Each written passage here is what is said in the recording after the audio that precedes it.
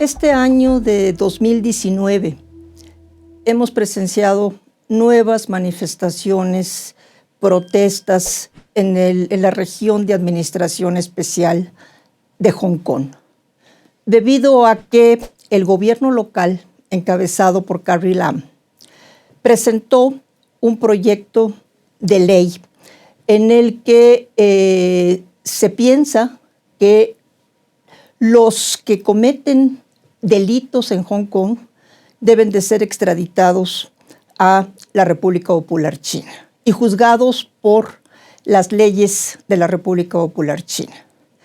Esto fue muy criticado sobre todo por el Partido Democrático de Hong Kong, porque piensan que puede llevar a que a personas que se consideren como disidentes sean enviados a que sean juzgados en la República Popular China.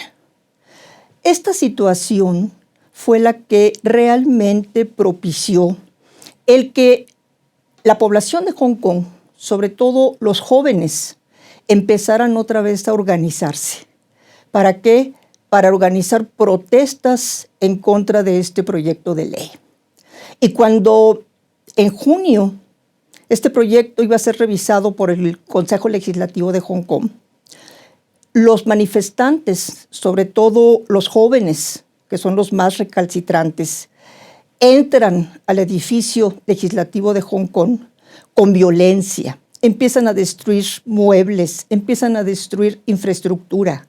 La policía interviene y esta policía de Hong Kong, que está entrenada desde los tiempos coloniales para combatir rebeliones, empieza a utilizar todos los medios a su alcance para sacar a todos estos manifestantes del Consejo Legislativo. La violencia se hace cada vez más pronunciada. Continúan las manifestaciones por todas las calles de Hong Kong, sobre todo en su parte central. Y los manifestantes, sobre todo los jóvenes, ya no piensan en las consecuencias de sus actos. Empiezan a hacer pintas, empiezan a cantar himnos, empiezan también a mostrar ese descontento tan grande que sienten ante la realidad que ven en el territorio de Hong Kong.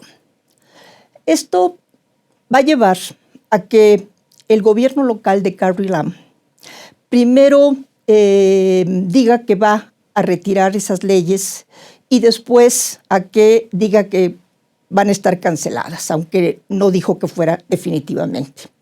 Pero ya cuando hace esto, el movimiento ha avanzado mucho. Los estudiantes, sobre todo, están bien organizados, no obstante que no hay un liderazgo que se pueda ver, como en el caso de 2014, ¿no? Que teníamos líderes muy marcados, ¿no? Aquí no. Aquí lo que están haciendo ellos es organizarse a través de Internet, de apps, para así poder llevar a cabo todas sus acciones, como por ejemplo la que llevaron a cabo en el aeropuerto de Hong Kong, que trastornaron toda la actividad del aeropuerto. La policía tuvo que intervenir otra vez.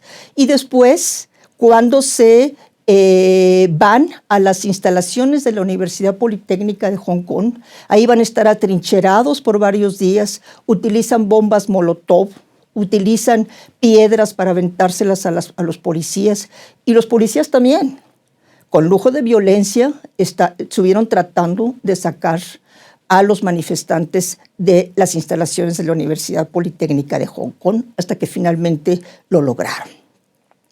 Pero ¿qué está sucediendo realmente?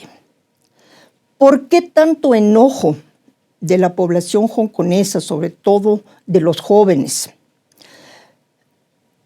La población está decepcionada porque ven que el gobierno local, que está representado por la jefa ejecutiva, no responde a las necesidades de la población hongkonesa. Ese gobierno lo ven como un gobierno que está al servicio del gobierno central de Beijing. Eso molesta mucho a la población, sobre todo a los jóvenes, porque ellos sienten que que el gobierno central ha estado trabajando durante todos estos años, desde 1997 que se dio el cambio de soberanía en Hong Kong, está trabajando para que Hong Kong se vuelva más chino. ¿En qué sentido? En que, por ejemplo, se empieza a usar más la lengua putonghua en Hong Kong, cuando ellos siempre han usado más el cantonés. Empiezan a llegar muchísimos turistas chinos a Hong Kong, empresarios chinos que empiezan a hacer negocios en Hong Kong.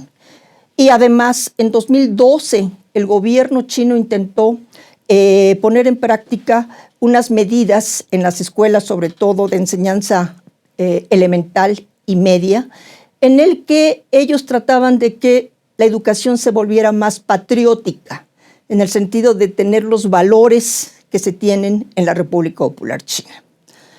Entonces, los jóvenes sienten que realmente su situación está cambiando, que no tienen grandes expectativas a futuro.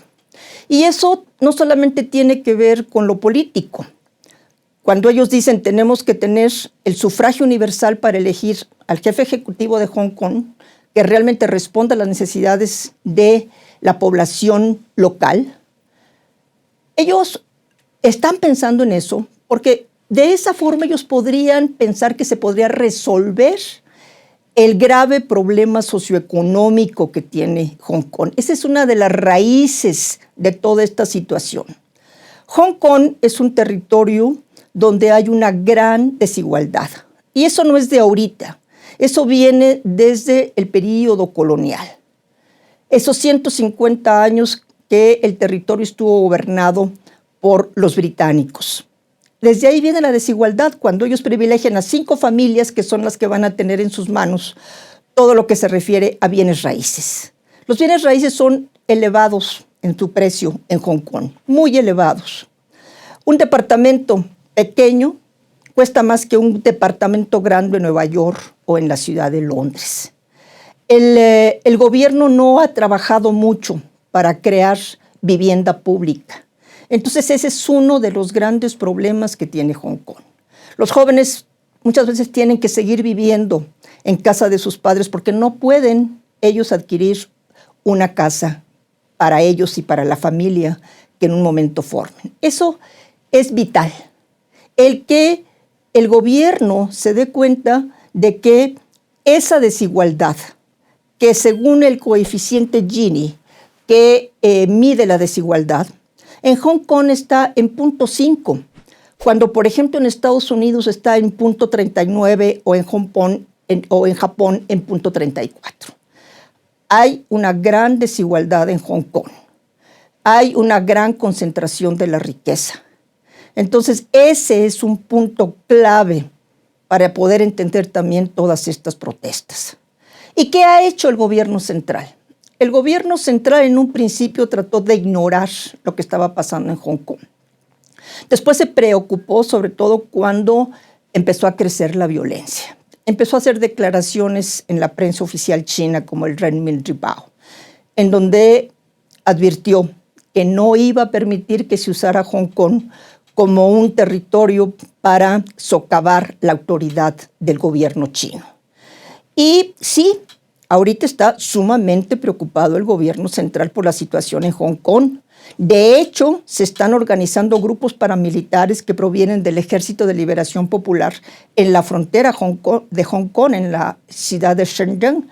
Entonces, ahí estamos viendo cómo el gobierno chino ya está trabajando en una estrategia para controlar todas estas manifestaciones y controlar la violencia en Hong Kong. Porque el gobierno central no puede permitir que en Hong Kong se dé una situación en la que la población empiece a pedir apoyo del exterior.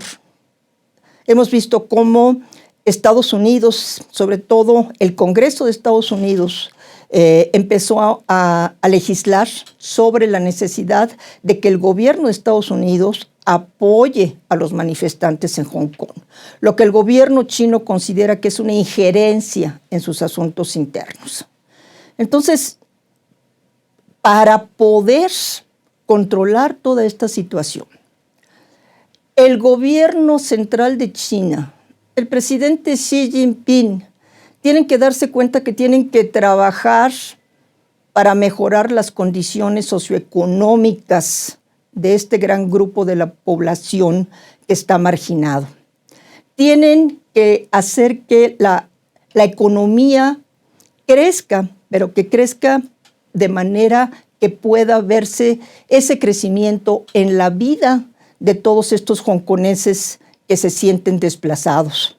Además, tiene que entender que la población de Hong Kong no es como la población de China. Ellos tienen ese trasfondo colonial, todos esos años que vivieron bajo régimen colonial, que si bien es cierto, ahí también estaban desplazados políticamente, pero por lo menos ellos sentían que prevalecía el Estado de Derecho. Ahora ellos sienten que no prevalece el Estado de Derecho. Entonces, para poder desactivar esta bomba que tenemos ahorita en Hong Kong, debe de darse un trabajo conjunto entre el gobierno central y el gobierno local. El gobierno central tiene que entender que debe de poner líderes en Hong Kong que trabajen por la población, que resuelvan los problemas que tiene la población para así tener legitimidad ante ellos. Ahorita la jefa ejecutiva no tiene legitimidad ante la población de Hong Kong. Solamente así se va a poder resolver este problema. Porque los jóvenes ahorita están arriesgándolo todo. No les importa el que en un momento dado puedan perder la vida. Entonces, eso es muy delicado.